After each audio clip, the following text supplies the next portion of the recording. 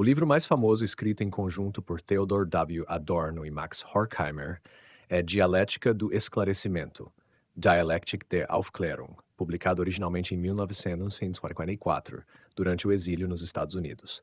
Essa obra é considerada um marco da Escola de Frankfurt e uma das mais influentes do pensamento crítico do século XX.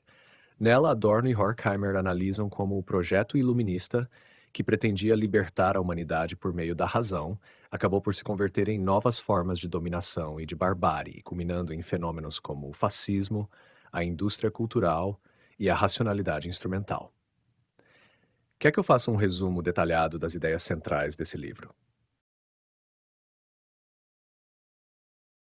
As ideias principais de Dialética do Esclarecimento giram em torno de uma crítica profunda ao iluminismo e à modernidade, mostrando como a razão, que deveria ser libertadora, tornou-se um instrumento de dominação.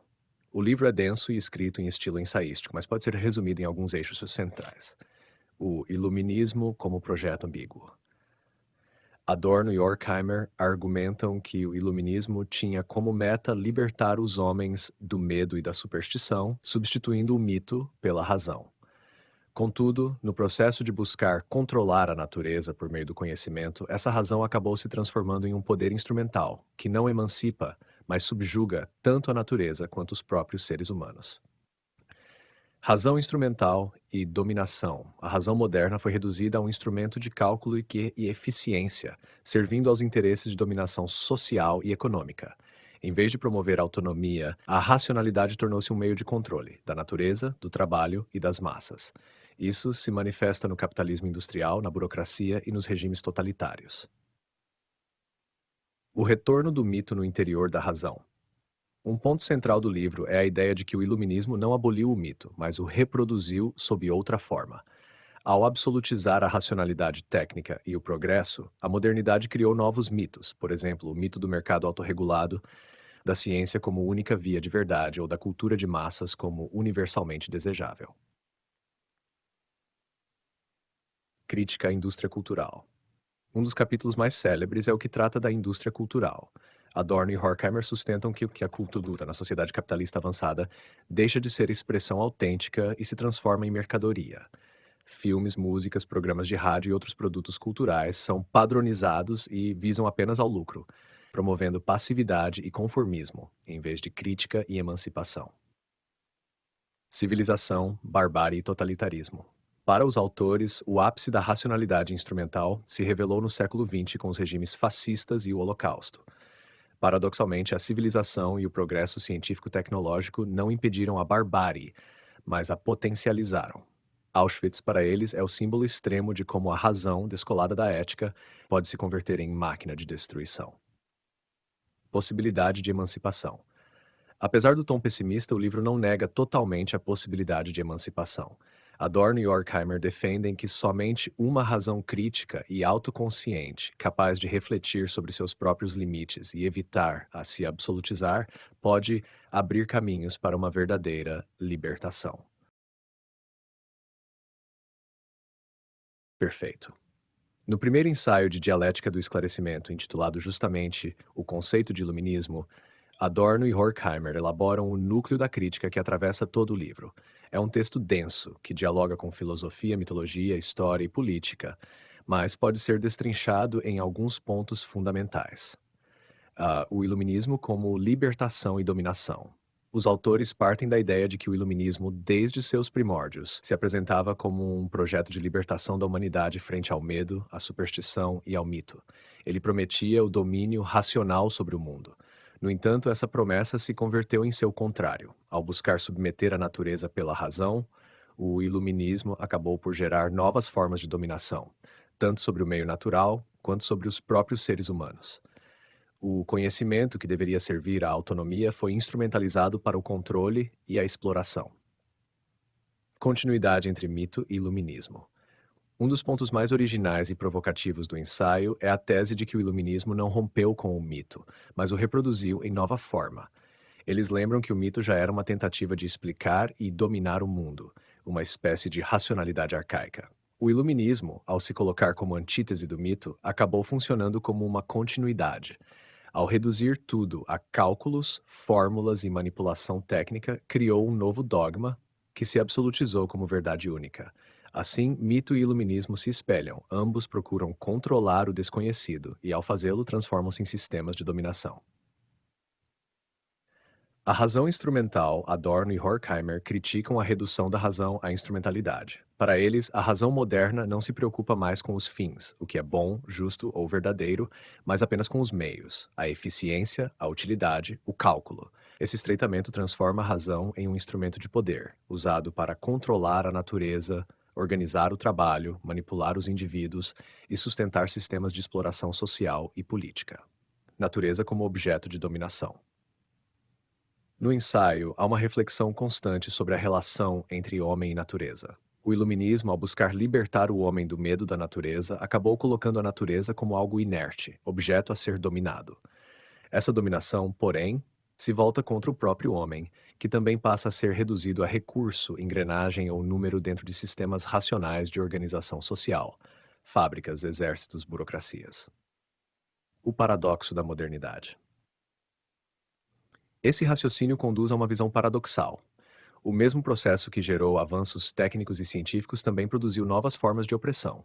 A modernidade, que deveria significar progresso e emancipação, mostrou seu lado sombrio no colonialismo, no capitalismo industrial e, sobretudo, nos regimes totalitários do século XX, que usaram a racionalidade científica e tecnológica como instrumentos de terror. O perigo da regressão à barbárie. O ensaio alerta que, sem autocrítica, o iluminismo pode se voltar contra si mesmo e regredir em barbárie. O exemplo mais contundente que os autores têm em mente é o nazismo, no qual a racionalidade técnica foi posta a serviço do genocídio. Isso mostra que o progresso técnico, sozinho, não garante progresso humano. A saída possível. Embora o tom do ensaio seja bastante sombrio, Adorno e Horkheimer não negam a possibilidade de emancipação. Para eles, a saída está em uma razão autocrítica, capaz de refletir sobre seus próprios limites e evitar o absolutismo. Essa razão deve preservar a memória do mito, ou seja, reconhecer que a racionalidade também nasce da imaginação e da experiência simbólica, sem se reduzir a cálculo ou técnica. Em resumo, o conceito de iluminismo mostra como o projeto iluminista, ao invés de libertar, criou novas cadeias, pois absolutizou a razão instrumental e reprimiu a diferença, a natureza e o humano.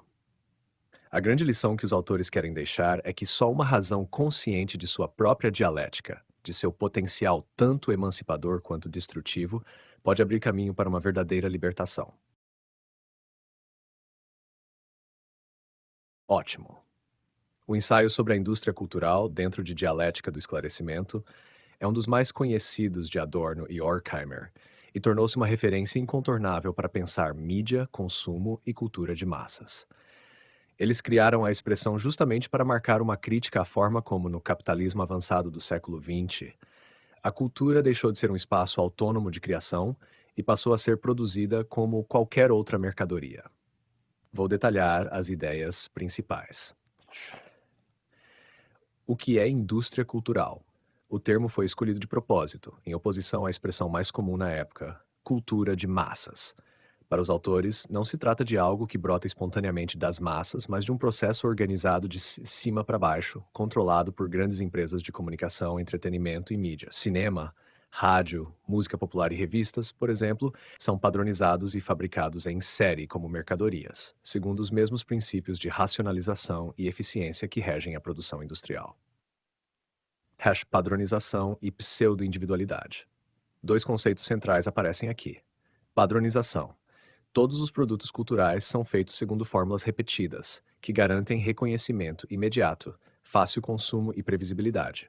Por exemplo, narrativas de filmes de Hollywood, refrões de músicas populares, programas de rádio. Pseudo-individualidade. Mesmo quando o produto parece trazer algo novo ou diferente, trata-se apenas de uma variação superficial de uma mesma fórmula.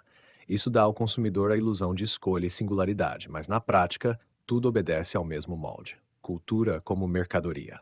Para Adorno e Horkheimer, a lógica do lucro substitui qualquer finalidade estética ou emancipatória. O valor da obra não é mais medido por sua capacidade de provocar reflexão ou abrir horizontes críticos, mas pelo número de ingressos vendidos, pela audiência ou pelas cópias comercializadas.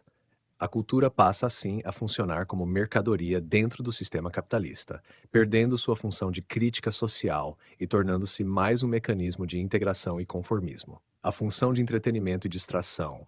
A indústria cultural oferece diversão e distração, mas de forma controlada. Ela serve como válvula de escape para os trabalhadores após a jornada de trabalho, mas ao mesmo tempo reforça sua submissão ao sistema. O entretenimento não liberta. Ao contrário, funciona como anestesia que mantém a ordem vigente.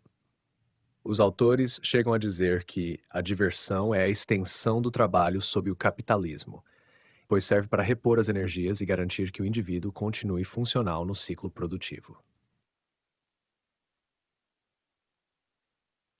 Efeitos sobre o indivíduo.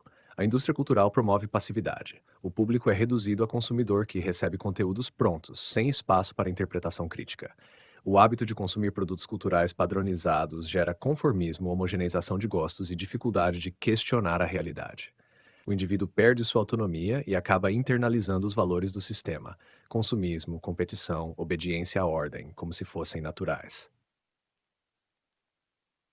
Ideologia e dominação. Adorno e Horkheimer ressaltam que a indústria cultural é também um instrumento ideológico poderoso. Ela reforça os padrões sociais dominantes, legitima desigualdades e transmite mensagens que naturalizam o status quo. Filmes, músicas e programas não apenas distraem, mas também educam de forma inconsciente para a aceitação da sociedade capitalista e de suas hierarquias. Atualidade da crítica. Embora escrito nos anos 1940, o diagnóstico se mostra impressionantemente atual. Basta pensar na padronização de séries em streaming, no mercado musical baseado em algoritmos e hits virais, ou nos blockbusters que seguem fórmulas repetitivas. A lógica de padronização, pseudo-individualidade e mercantilização continua operando em escala ainda maior. Em resumo, para Adorno e Horkheimer, a indústria cultural transforma a arte em mercadoria, diversão em anestesia e público em consumidor passivo, contribuindo para manter o sistema capitalista funcionando e dificultando a emancipação crítica.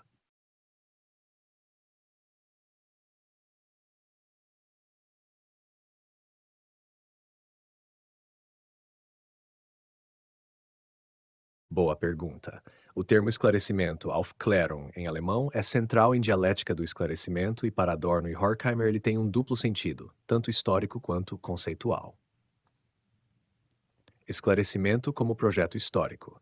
No sentido mais imediato, esclarecimento remete ao movimento do iluminismo europeu dos séculos XVII e XVIII, que buscava libertar a humanidade das trevas da superstição, do mito e da autoridade dogmática, confiando na razão e no conhecimento científico como instrumentos de emancipação. Nesse plano histórico, o esclarecimento é sinônimo de progresso racional, científico e técnico. Esclarecimento como processo civilizatório, mas os autores ampliam o termo. O esclarecimento é entendido como um processo muito mais antigo e abrangente, que começa já nas primeiras tentativas humanas de dominar a natureza por meio de explicações racionais. Assim, o esclarecimento não se limita ao século XVIII, mas é uma dinâmica que atravessa toda a história da civilização, desde o mito até a ciência moderna.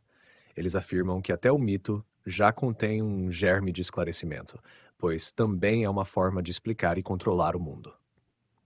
O paradoxo do esclarecimento. O núcleo da crítica está na dialética do esclarecimento. Aquilo que deveria ser libertador transforma-se em novo instrumento de dominação. Ao tentar eliminar o mito, o esclarecimento acaba por reproduzir uma nova mitologia, a crença absoluta na razão instrumental, na técnica e no progresso. Ao tentar libertar o ser humano do medo da natureza, o esclarecimento transforma a natureza em objeto de exploração e, no processo, também submete os próprios homens a sistemas de controle racionais, máquinas, burocracias, mercados, estados. Esclarecimento como racionalidade instrumental. Para Adorno e Horkheimer, o grande problema é que o esclarecimento foi reduzido à razão instrumental, um modo de pensar que só se preocupa com os meios mais eficazes, não com os fins ou com valores éticos. Nesse modelo, tudo é calculado, classificado e administrado, mas sem reflexão sobre o sentido último das ações.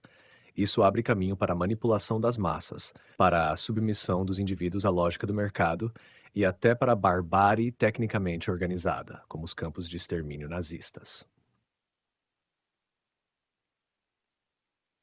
A crítica é implícita, portanto, esclarecimento na obra é um termo ambivalente. Ele designa tanto a promessa de emancipação da razão quanto o risco de regressão à barbárie. O que os autores querem mostrar é que o esclarecimento precisa ser autocrítico, consciente de suas próprias contradições, se não quiser repetir aquilo que pretendia superar. Se eu resumir numa frase, para Adorno e Horkheimer, esclarecimento é o processo pelo qual os homens buscam se libertar do mito e do medo através da razão, mas que, ao absolutizar-se como razão instrumental, acaba gerando novos mitos, novas formas de dominação e até a barbárie. A recepção de dialética do esclarecimento foi ampla e atravessou diferentes campos: filosofia, sociologia, história, teoria política, estudos culturais. O livro é um marco da teoria crítica, mas também provocou polêmicas, críticas e reelaborações em várias tradições intelectuais. Vou te dar um panorama das reações mais relevantes. Dentro da própria tradição crítica, entre os herdeiros da Escola de Frankfurt, o livro foi visto como obra fundacional. Jürgen Habermas, por exemplo, reconheceu a importância, mas criticou o tom excessivamente pessimista de Adorno e Horkheimer. Para Habermas, reduzir o esclarecimento à racionalidade instrumental era um erro. Haveria também um potencial de comunicação e consenso racional, razão comunicativa, que poderia sustentar projetos emancipatórios. Assim, ele tentou salvar a modernidade sem cair no niilismo. Outros frankfurtianos posteriores, como Axel Honneth, também questionaram a leitura sombria, propondo uma ênfase maior em reconhecimento, ética e política democrática. Repercussão no marxismo.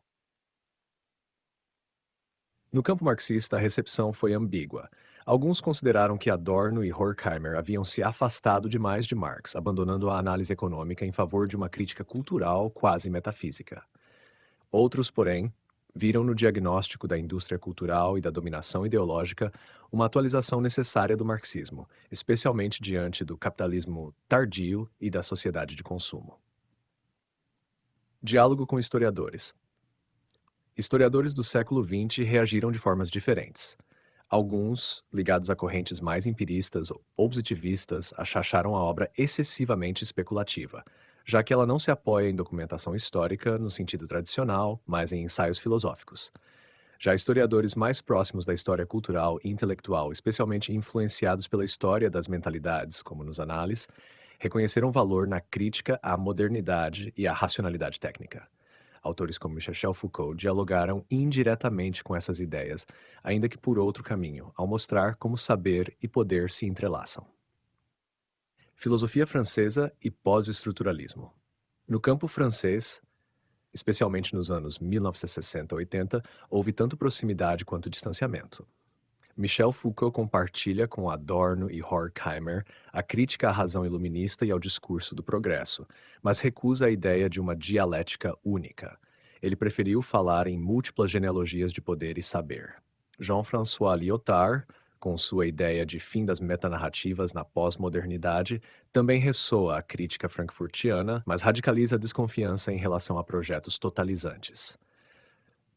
Guy Debord e os situacionistas, com a noção de sociedade do espetáculo, retomam de modo paralelo a crítica da indústria cultural, mas com um viés politizado e ligado às práticas de resistência. Na teoria da comunicação e mídia. Nos estudos de mídia e cultura, a noção de indústria cultural foi muito influente, mas também alvo de críticas. Pensadores como Raymond Williams e Stuart Hall acharam que Adorno e Horkheimer subestimaram a agência do público, tratando-o como passivo demais. Eles argumentaram que a recepção cultural é mais complexa. O público pode reinterpretar, resistir e até subverter mensagens da indústria cultural. Ainda assim, muitos reconhecem que a crítica da mercantilização da cultura permanece válida, sobretudo na era digital e do consumo globalizado. A recepção mais ampla.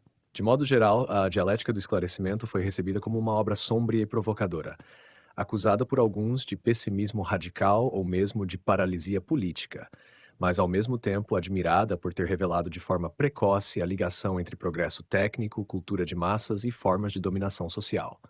Até hoje, continua sendo lida tanto como advertência contra os riscos da modernidade, quanto como inspiração para teorias críticas que tentam reformular o papel da razão, da cultura e da política.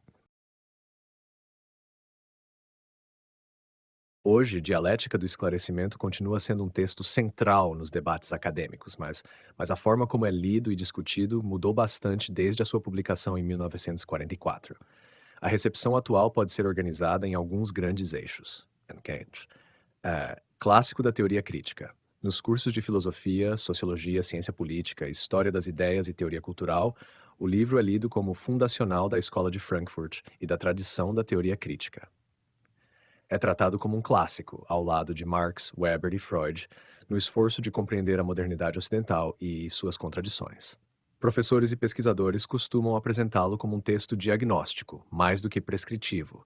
A intenção não é propor soluções imediatas, mas expor as ambivalências da razão moderna. E estudos de mídia.